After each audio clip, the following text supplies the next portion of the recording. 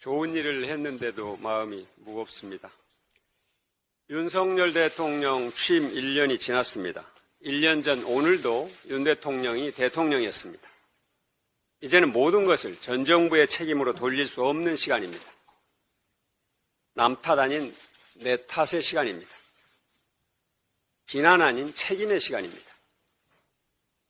국정 운영의 최고 책임자가 취임 1년이 지나서도 국정의 모든 분야에서 전 정부를 비난하고 탓한다면 국민들이 결코 좋아하지 않을 것입니다.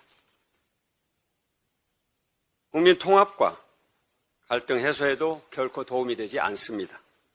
그래서 어제 중앙재난안전대책본부 회의에서 윤 대통령이 문재인 정부의 이념적 정치방역 피해자는 국민이라고 했다는 말을 저는 결코 믿을 수가 없습니다.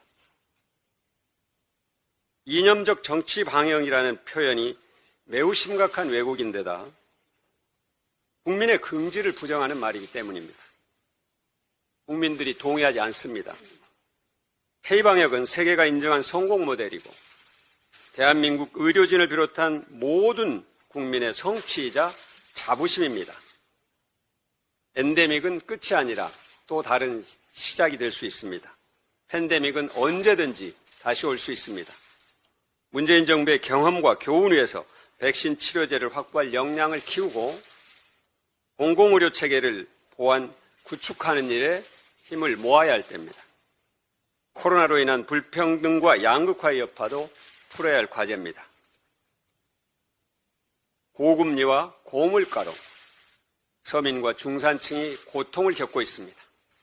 이런 가운데 고용이 빠른 속도로 뒷걸음질 치면서 모든 청년들을 힘들게 하는 비상경제 상황입니다. 전임 정부를 비난하는데 금쪽 같은 시간을 쓸 때가 아닙니다. 윤 대통령이 성공하길 바랍니다.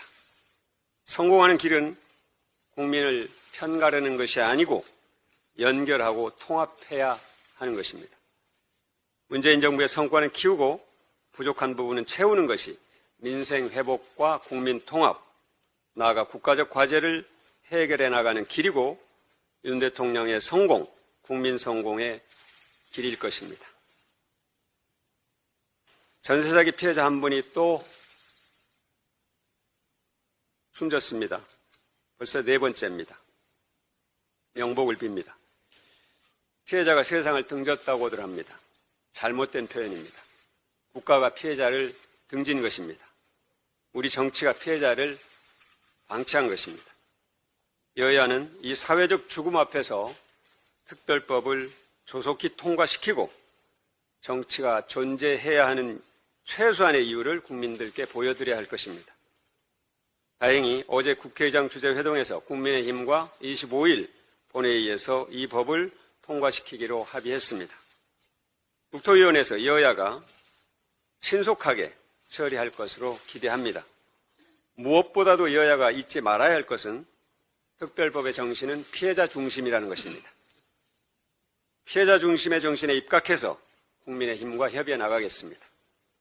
따라서 피해 보증금이 전 재산인 서민과 중산층, 보증금 대부분이 채무인 청년 사회 초년생들의 아픔을 덜어드릴 수 있도록 반드시 법안을 만들어내겠습니다.